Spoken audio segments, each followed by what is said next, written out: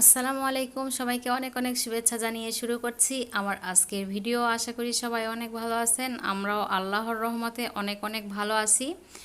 তো আজকে আবারও হাজির হয়ে গেলাম নতুন আরেকটি দিনে আরেকটি ভিডিও নিয়ে। তো দেখতেই পাচ্ছেন ফুচকা, যারা ফুচকা প্রেমীরা আছেন তাদের জন্য আজকের এই স্পেশাল ভিডিওটা।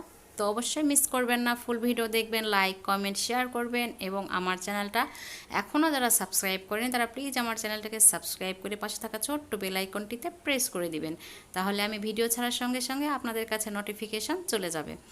তো চলে যাচ্ছি মূল কথায়। আপনাদের ভাইয়া আমাকে কয়েকদিন আগে ফুচকার চিপস বাজার থেকে এনে দিয়েছিল। তো আমি সেই ফুচকার চিপসটা আজকে তেলে ভেজে একদম পারফেক্ট ফুচকা তৈরি করব। আর সাথে মজাদার ভর্তার রেসিপি, সঙ্গে থাকছে স্পেশাল টকের রেসিপি। তো অবশ্যই কেউ মিস করবেন না, ফুল ভিডিও দেখবেন। তো চলে যাচ্ছি মূল রেসিপিতে।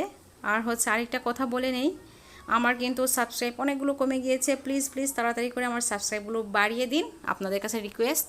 তো চলে যাচ্ছে মূল রেসিপিতে। এই তো দেখতে পাচ্ছেন ফুচকার চিপস, এগুলা বাজার থেকে কিনে আনা হয়েছে। তো এগুলো আমি তেলে ভেজে এবার ফুচকা বানাবো। তো আমি ফ্রাই প্যানে পর্যাপ্ত পরিমাণ তেল দিয়ে খুব ভালোভাবে তেলটা গরম করে নিয়েছি। এরপর দিয়ে দিলাম ফুচকা, দেখতেই পেলেন। তো আমি প্রথমে চুলার আঁচটা হাই রেখে তেলটাকে খুব ভালোভাবে গরম করে নিয়েছিলাম। তো এরপর আমি চুলার আঁচটা কমিয়ে দেইনি, এই জন্য আমার ফুচকাগুলো খুব একটা সাইজে বড় হয়নি। প্রথমে আমি বুঝতে পারিনি। তো অবশ্যই যারা এভাবে ফুচকা বাসায় এনে ভেজে খাবেন, তো তারা অবশ্যই প্রথমে তেলটাকে হাইয়ে রেখে গরম করে নেওয়ার পর চুলার আঁচটা লো করে দিবেন, তাহলে ফুচকার সাইজগুলো অনেক বড় হবে। তো এটা আমি বুঝতেই পেরেছি কিছুক্ষণ পর। প্রথমে বুঝতে পারিনি, প্রথমে আমার ফুচকার সাইজগুলো একটু ছোট ছোট হয়েছিল। এরপর আমি বুঝতে পেরেছি, তখন আমি চুলার আঁচটা লোয়ে রেখে ফুচকাগুলো ভেজে নিয়েছিলাম। তখন আমার ফুচকার সাইজগুলো কিন্তু অনেক বড় বড় হয়েছিল। আর আমরা বাইরে খাই, মামাদের কাছে ফুচকাগুলো কত মজা লাগে। ভর্তাটাও মজা লাগে, আবার যে টক, তেঁতুলের টক, অফ সে কি মজা টক। তো আমরা চিন্তা করি যে এগুলো কিভাবে, মানে আমি চিন্তা করি যে এগুলা কিভাবে তৈরি করে। তো আমি এর আগে আমি কয়েকবার খেয়েছি, তো এভাবে না, হাতে বানিয়ে খেয়েছিলাম সব কিছু। ফুচকাটাও হাতে বানানো হয়েছিল। তো সেগুলোও ইনশাল্লাহ সামনের দিনগুলোতে আমি শেয়ার করব।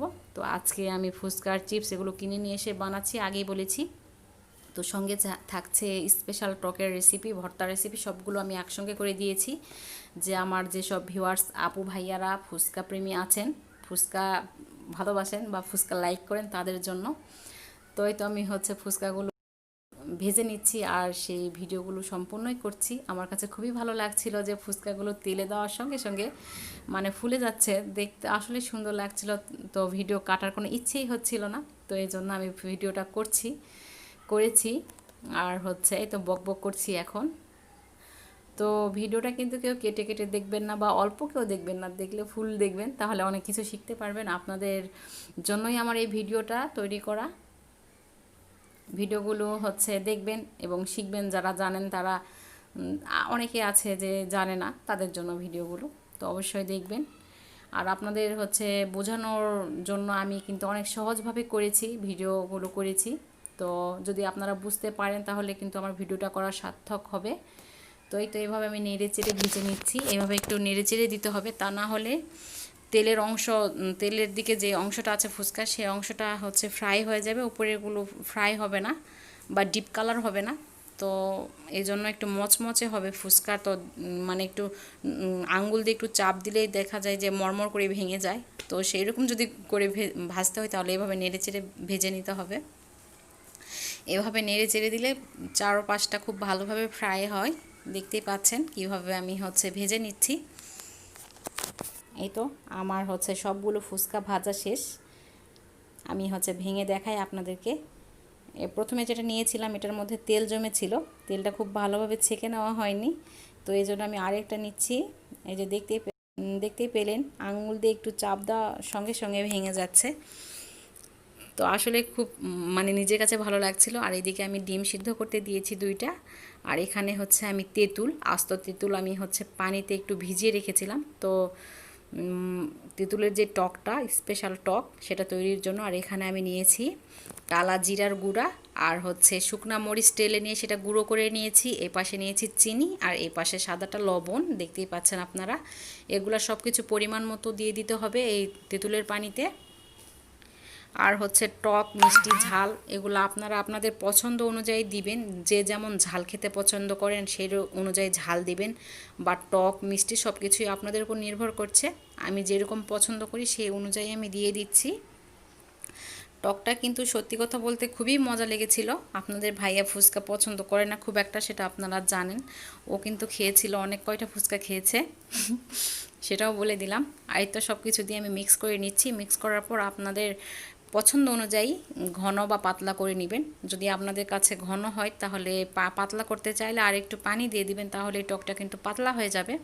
তো আমি আর একটু পানি মিক্স করেছি আর আমি টেস্ট করলাম যে সব কিছু ঠিকঠাক আছে কিনা। আমার টকটা একেবারে পারফেক্ট, সব কিছু ঠিকঠাক। আর এই তো এইদিকে আমি হচ্ছে যে মজাদার ভর্তাটা বানাবো। এখানে লবণ নিয়েছি, পেঁয়াজ কুচি, কাঁচামরিচ কুচি, ধনিয়া পাতা কুচি আর টালা জিরার গুঁড়া। আর এখানে আমি আলু সিদ্ধ করে নিয়েছি। আর ওই পাশে হচ্ছে ওই যে টকের মধ্যে দিলাম শুকনা মরিচ টেলে নেওয়া সেটার গুঁড়ো। যদি ভর্তার মধ্যে আমার ঝাল কম হয় তাহলে আমি ওটা দিব, আর যদি ঝাল ঠিকঠাক থাকে তাহলে আর ওটা দেওয়ার প্রয়োজন নেই। এই তো আমি ভর্তাটাও করে নিয়েছি, দেখতেই পাচ্ছেন। ভর্তাটা কিন্তু আমি খেয়েছিলাম, খুবই মজা লেগেছিল। নর্মাল আলুর ভর্তা যেভাবে করতে হয় সেভাবেই। আর এখানে আমি একটা গ্রেটার দিয়ে ডিম দুটোকে গ্রেট করে নিব। আপনারা চাইলে চাকু দিয়ে কুচি করেও কেটে নিতে পারেন। আমার গ্রেটার দিয়ে গ্রেট করতে বেশি ভালো লাগে, আমি গ্রেট করে নিব। এই তো আমি গ্রেট করে নিয়েছি। আর ওই পাশে দেখতে পাচ্ছেন একটা হচ্ছে শসা আমি কুচি করে কেটে নিয়েছি। এখানে মরিচ কুচি করে নিয়েছি, কাঁচা মরিচ কুচি। আমার একটু ঝাল বেশি পছন্দ, তো আমি হচ্ছে একটু মরিচ কুচিও নিয়েছি। সব কিছু আমি রেডি করে নিয়েছি, দেখতেই পাচ্ছেন। আর এই তো আমার ফুচকাগুলো আমি সব কিছু এক জায়গায় করে নিয়েছি। এগুলো আমার করতে করতে প্রায় সন্ধ্যা হয়ে গিয়েছিল। আর আপনাদের ভাইয়া অফিস থেকে আসছে সন্ধ্যায়, তো ও আসার পর আমরা খেয়েছি, আমি আগে কিন্তু খাইনি। তো এই তো ভিডিওটা আজকে এ পর্যন্ত। যদি ভালো লাগে অবশ্যই একটা লাইক দিবেন। আর সবাই ভালো থাকবেন, সুস্থ থাকবেন ও নিরাপদে থাকবেন। আল্লাহ হাফেজ।